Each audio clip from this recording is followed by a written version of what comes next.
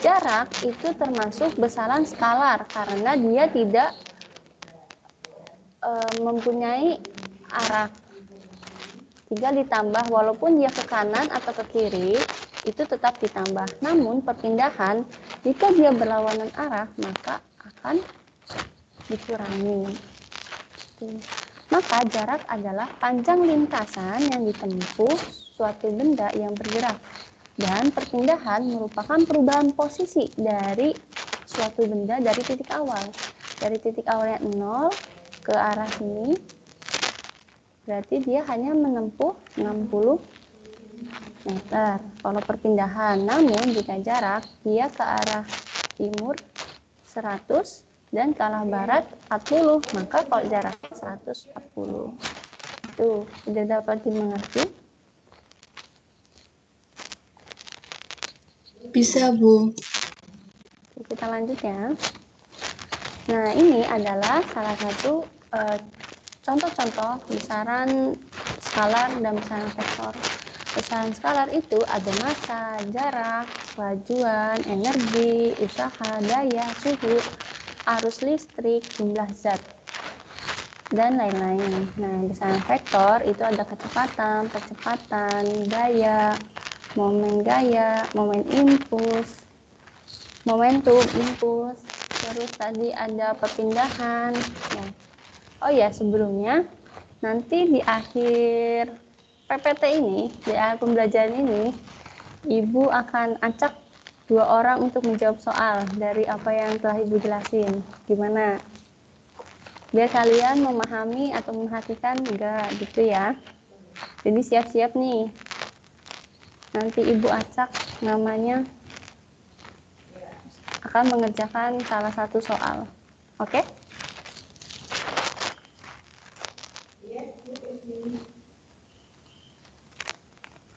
Kita lanjut ya. Sekarang ke besaran fisika. Nah, besaran skalar karena tidak memiliki arah, maka dia tidak bergantung pada koordinat. Besaran vektor bergantung pada koordinat karena dia memiliki arah. Arah itu bisa dikatakan misal timur, barat, atas, bawah, itu bisa menunjukkan arah. Namun arah juga bisa dinyatakan dengan sudut. Sudut 60 derajat, sudut 180 derajat, sudut 360 derajat, itu merupakan arah juga. Nah, karena itu, vektor itu bisa bergantung kepada koordinat. Koordinat ada yang 2 dimensi dan ada yang 3 dimensi.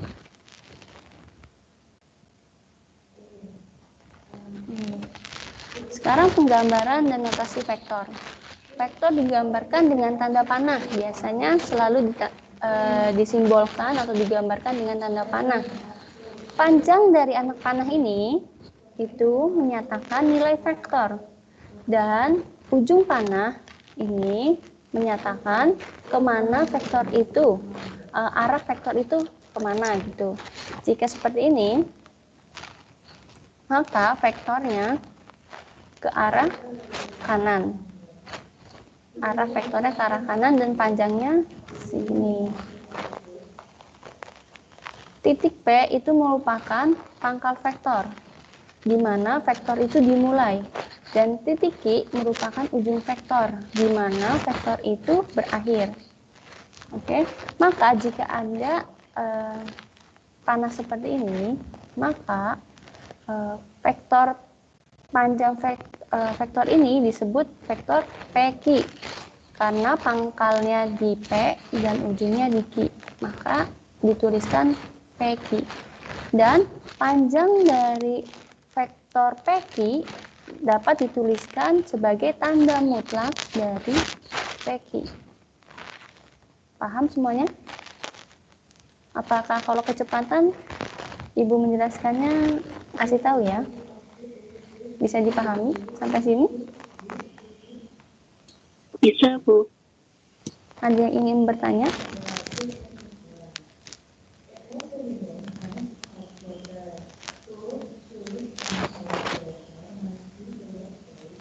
Apakah ada yang bertanya? Jika ada yang bertanya, bisa raise your hand.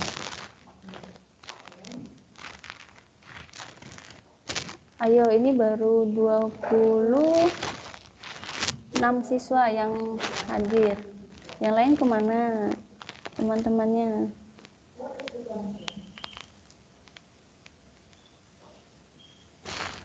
Jangan lupa untuk absensi ya, presensi di meet-nya.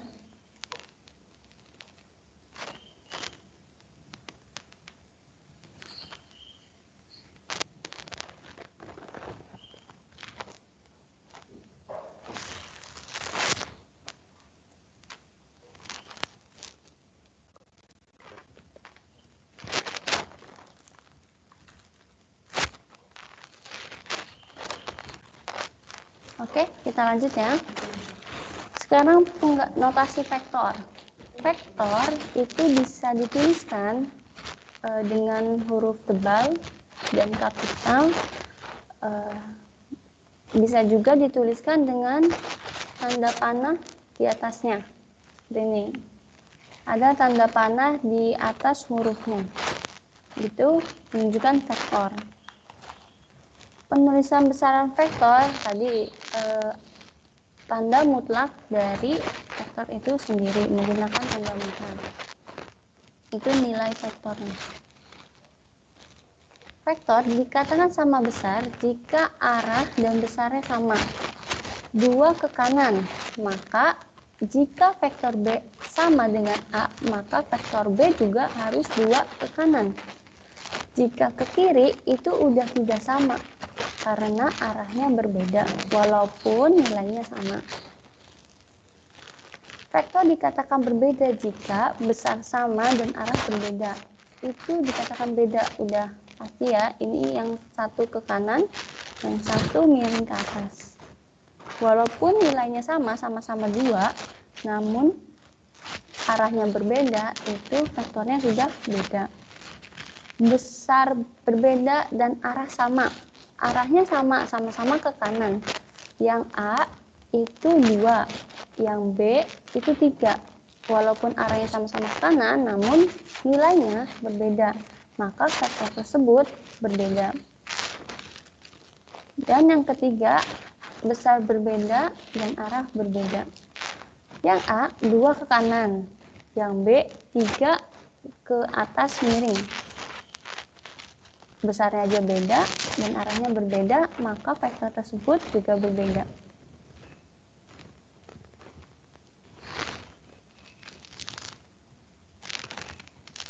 Ketika A sama dengan minus B, maka yang dimaksud adalah vektor A berlawanan dengan vektor B. Tanda negatif tidak menunjukkan nilainya. B itu bukan berarti dia nilainya negatif B, namun negatif ini menunjukkan arahnya berlawanan arah dengan A. Lanjut sekarang ke operasi matematika vektor. Operasi matematika pada vektor itu ada 2. Yang pertama penjumlahan dan pengurangan, yang kedua adalah perkalian. Hari ini kita akan membahas tentang penjumlahan dan pengurangan vektor. Nanti pertemuan selanjutnya akan membahas tentang perkalian di pertemuan ke-4 setelah ini. Operasi penjumlahan dan pengurangan.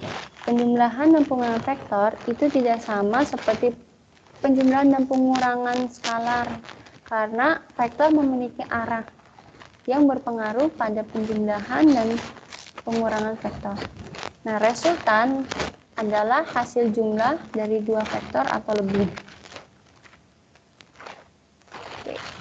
Secara grafis, jumlah dan pengurangan vektor dapat digambarkan. Vektor pertama, vektor pertama ini A, lalu ada vektor B, lalu ada vektor C. Vektor A dan vektor B itu sama-sama ke arah kanan, namun vektor C berlawanan arah ke arah kiri. Nah, jika soalnya adalah A tambah B, maka yang pertama kita gambar, yaitu vektor A-nya. Vektor A, sesuai dengan soalnya. Seperti ini. Digambar vektor A. Lalu, vektor B, itu letaknya, pangkal titik B, itu letaknya di ujung vektor A. Lanjut, jadi vektor A ditambah vektor B, lanjut. Dan hasil dari vektor A tambah B yaitu kita ambil awalnya dari ujung vektor A, maksudnya dari pangkal vektor A sampai ke ujung vektor B. Dari sini paham?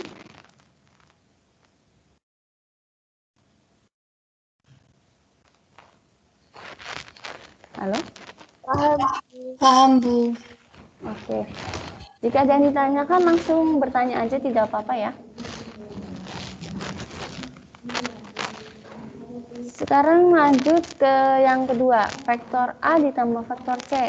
Nah, vektor A ke arah kanan dan vektor C ke arah kiri.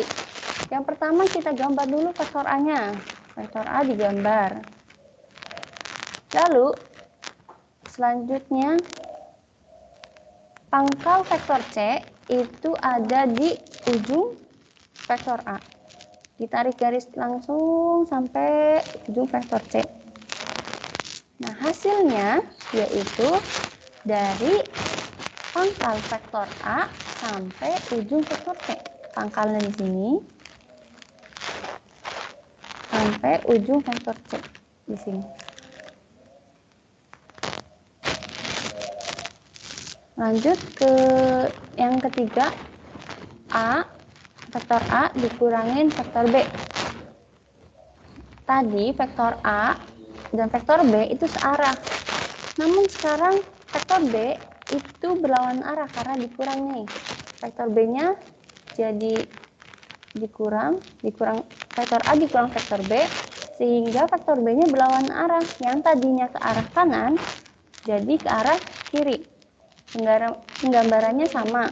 Dari pangkal vektor A ditarik garis vektor A, lalu vektor B berlawanan arah minus vektor B, berarti dari ujung vektor A, ditarik garis ke arah kiri sampai ujung vektor B. Hasilnya yaitu dari pangkal vektor A sampai ujung vektor B. Ini berbeda kan dengan nomor 1. Nomor 1 vektor A ditambah vektor B. Walaupun vektornya sama, namun jika arahnya berbeda, maka hasilnya pun akan berbeda. Oke, bisa dilanjut? Bisa, Bu. Sekarang operasi matematika vektor. Operasi matematika vektor itu dibagi menjadi dua, dengan metode grafis dan metode analitis. Nah, hari ini kita akan mempelajari tentang metode grafis dulu, akan tentang menggambar-gambar vektor, penjumlahan dan pengurangan vektor tapi dengan panah, dengan grafis. Yang pertama tentang menggunakan metode segitiga. Diketahui dua vektor yang berbeda arah dijumlahkan secara bersama-sama. Oke. Vektor A ke arah kanan dan vektor B ke arah atas miring. Nah, untuk metode segitiga itu penggambarannya pertama vektor A digambar, terus lanjut vektor B, pangkal vektor B itu di ujung vektor A, ditarik garis vektor B.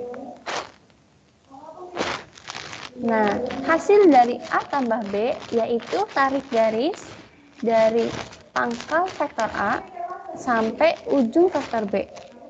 Ditarik garis ini. Panah warna hijau itu adalah penjumlahan antara vektor A ditambah vektor B. Maka resultannya yaitu ini. Vektor A tambah vektor B. Panah berwarna hijau. Udah mengerti gimana cara melukiskannya?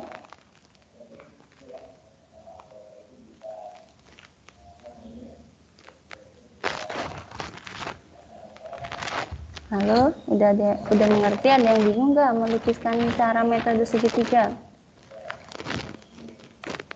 Sudah, Bu. Sudah? Kita lanjut ke metode poligon ya.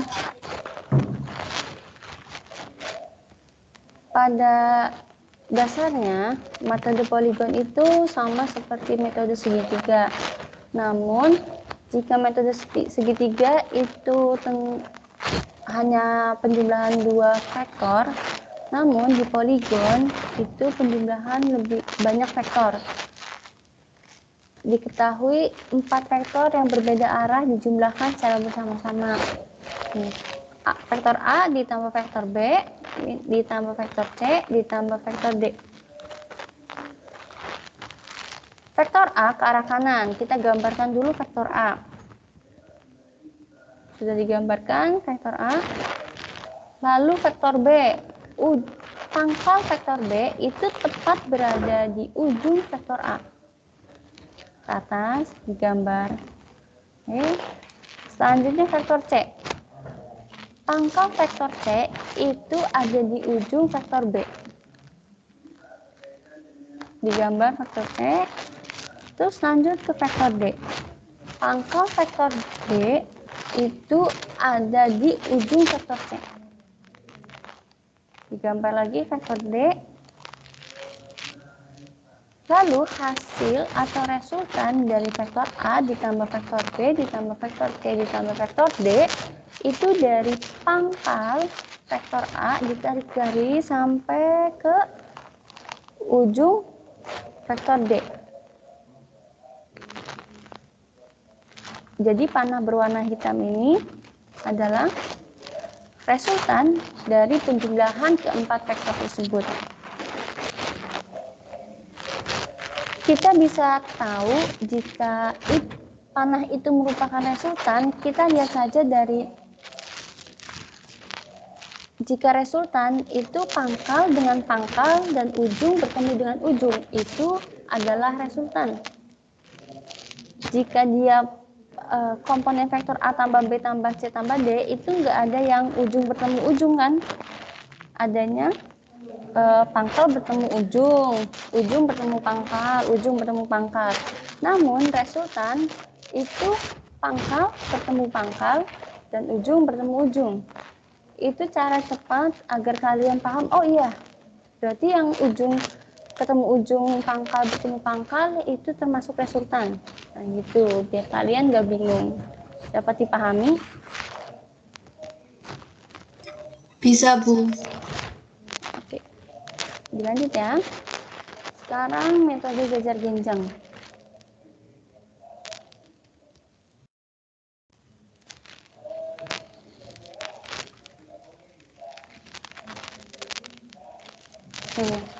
Ada dua buah vektor, A dan vektor B.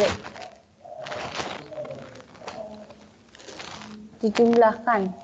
Nah, bedanya dengan metode sebelumnya, segitiga dan metode poligon adalah kita gambar vektor A,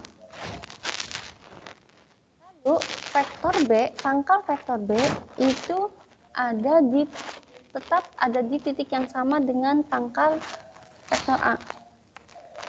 Jika tadi metode segitiga dan poligon, jika vektor B-nya itu kan lanjut di pangkal vektor B, ada di ujung vektor A.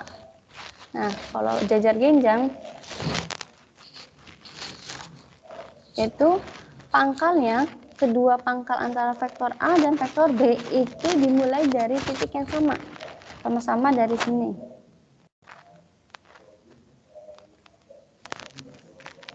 Nah, kalau misalkan seperti ini, maka Dia disebut metode jajar genjang karena nanti hasilnya kita tarik garis bantu nilainya sama dengan faktor B, dan garis bantu yang atas ini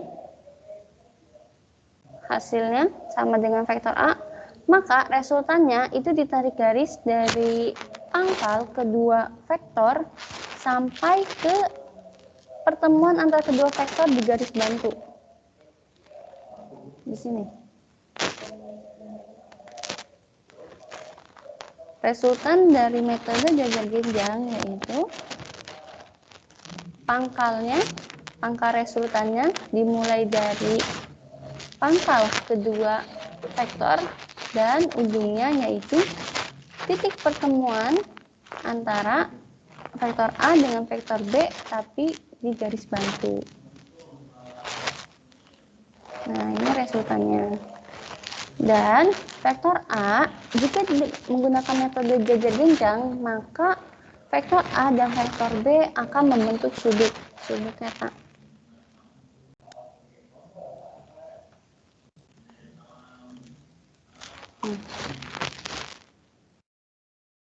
Seperti ini. Resultannya yaitu A tambah B. Nah, jika untuk pengurangan, vektornya akan berbalik. Misal, vektor A dikurang vektor B. Vektor A ke arah kanan dan vektor B ke arah atas. Jika dikurangin, maka vektor A tetap karena bernilai positif. Dikurangin vektor B. Yang awalnya vektor B itu ke arah atas, karena dikurangin, maka dia berbalik arah menjadi ke bawah.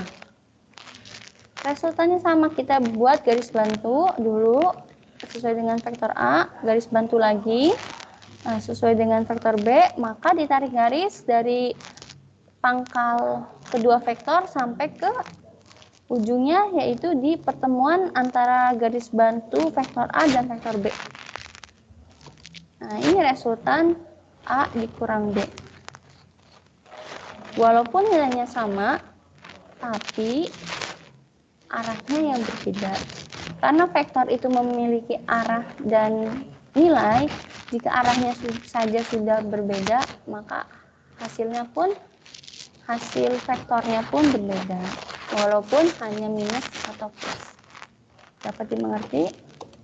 Nah, sudutnya pun antara vektor A dan vektor B itu membentuk sudut. Metode jajar genjang selalu memiliki sudut. Dapat dipahami di sini, anak-anak? Bisa lanjut? Bisa, Bu. Oke, sekarang contoh soal nih. Siapa yang mau ngerjain? Ada yang mau menjawab? Di antara besar-besaran berikut yang merupakan besaran vektor.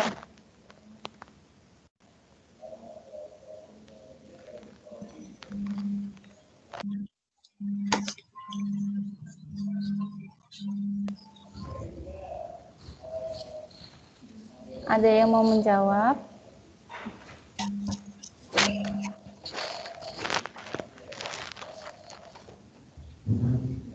Saya mau menjawab, Bu. Oke, siapa? Ini raise your hand dong, biar Ibu tahu. Saya absen 16, Bu. 16. 16 Elizabeth ya? Bu. Oke. Jawabannya yang E. Kecepatan dan gaya. Oke, betul sekali. Oke, kita bahas ya. Gaya itu, yang A dulu ya, gaya itu merupakan vektor. Namun energi potensial, energi kinetik, energi mekanik itu bukan merupakan vektor. Dan momentum merupakan vektor juga. Yang B, gaya tadi vektor. Percepatan itu vektor. Namun jarak, seperti contoh yang awal, itu bukan vektor. Perpindahan yang merupakan vektor. Jarak itu bukan vektor. Yang ketiga, massa jenis. Massa jenis bukan vektor. Jarak juga bukan. Dan momen gaya merupakan vektor. Yang keempat, yang D, suhu. Suhu bukan vektor karena suhu tidak mempunyai arah. Masa suhu 30 derajat ke arah kanan misalkan? Tidak mungkin kan? Jadi kalau angin bergerak 30 km ke arah kanan itu mungkin. Namun kalau suhu itu tidak ada. Maka suhu bukan besaran vektor, percepatan besaran vektor, dan momentum besaran vektor. Nah, yang E betul tadi jawaban Elizabeth, kecepatan besaran vektor, percepatan besaran vektor, dan gaya besaran vektor. Di kecepatan itu ada namanya kecepatan dan kelajuan. Kecepatan itu merupakan besaran vektor dan kelajuan itu bukan besaran vektor. Jangan kebalik ya antara kecepatan dan kelajuan. Oke. Lanjut, lukislah vektor perpindahan vektor A sejauh 2,5 cm dengan arah 60 derajat dari arah timur. Dari arah timur, oke.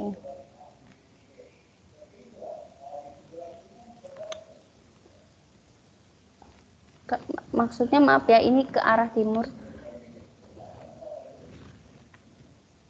Nah, vektornya seperti ini. Kita gambar, tarik garis 2,5 cm dan arahnya 60 derajat dari arah timur. Ini kan arah timur, 60 derajat dari arah timur. Nah, vektor A-nya gitu. Ini jika dipakai diagram kartesian, jika tidak seperti ini. Yang sebelah kanan ini tidak menggunakan bantuan diagram kartesian.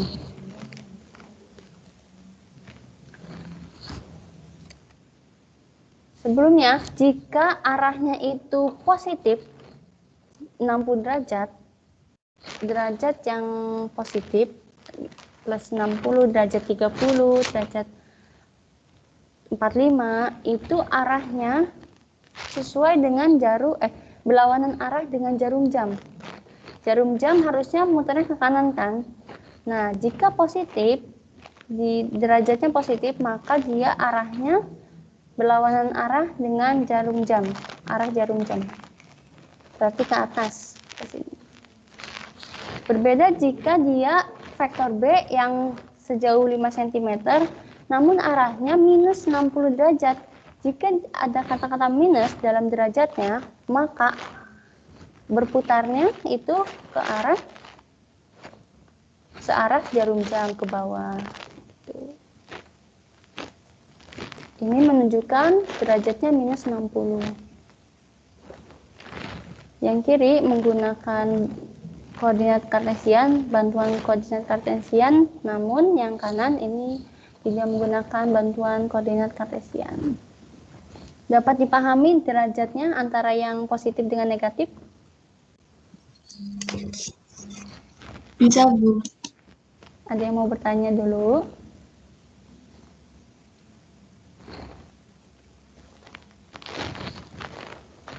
Oke, kita lanjut ya. Oke, jika jumlah vektor A dan vektor B adalah vektor C, maka diagram yang tepat untuk menunjukkan hubungan. Oke, siapa yang mau menjawab nih contoh soalnya?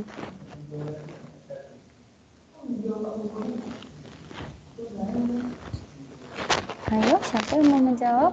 Atau ibu tunjuk?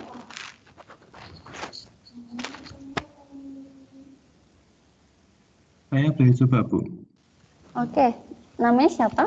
Absen berapa? Absen 30. Absen 30. Samuel? Yang E tidak, Bu. Yang E, ya betul, yang E. Oke, kita bahas ya, dari mulai yang A. Karena kita butuhnya vektor A ditambah vektor B sama dengan vektor C. Nah, kalau vektor, ya untuk option yang A, itu vektor A ditambah vektor C sama dengan vektor B. Tadi trik dari Ibu yaitu resultan itu ujungnya dengan ujung, pangkalnya dengan pangkal dan ujungnya dengan ujung. Berarti ini resultannya yang B. Yang B, option yang B, itu kita cari dulu nih, yang pangkal dengan pangkal, yang ujung dengan ujung, ada nggak?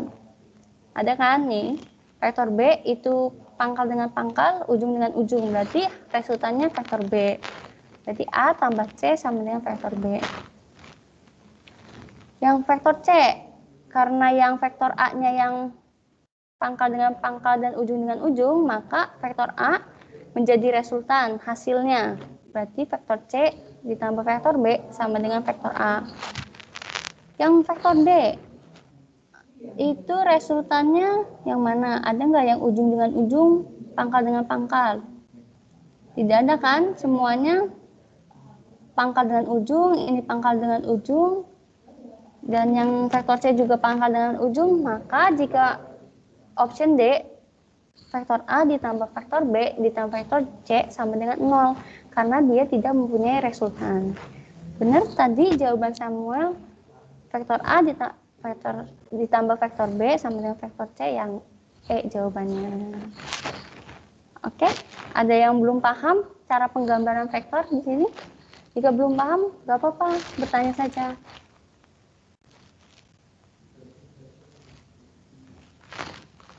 Bisa dilanjut?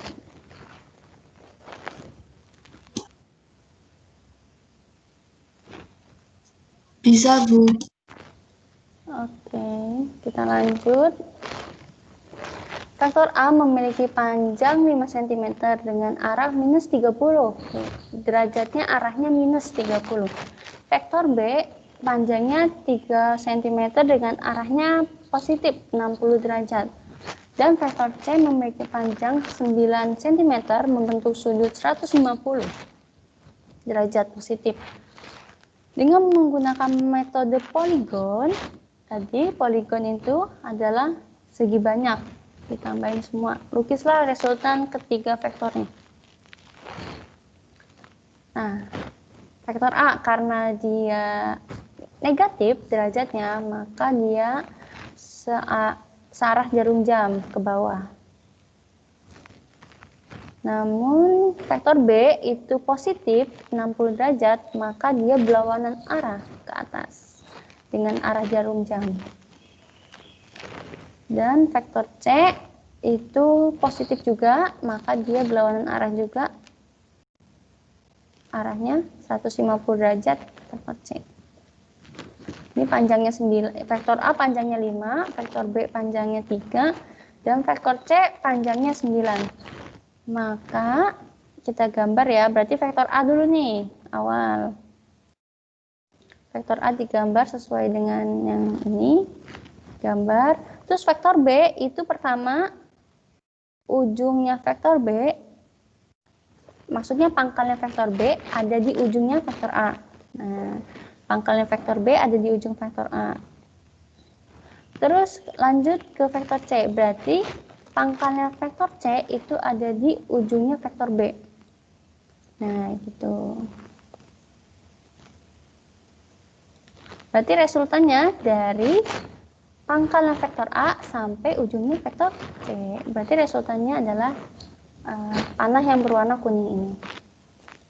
Oke, selesai. Ada yang ingin ditanya sebelumnya?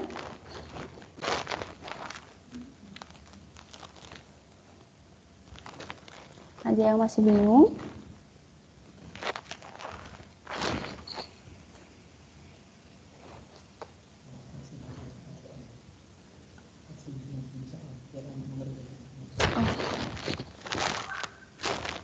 Oke. Kita ke latihan soal bentar ya. Buka dulu. Ada yang mau bertanya atau kita mau ngerjakan soal nih?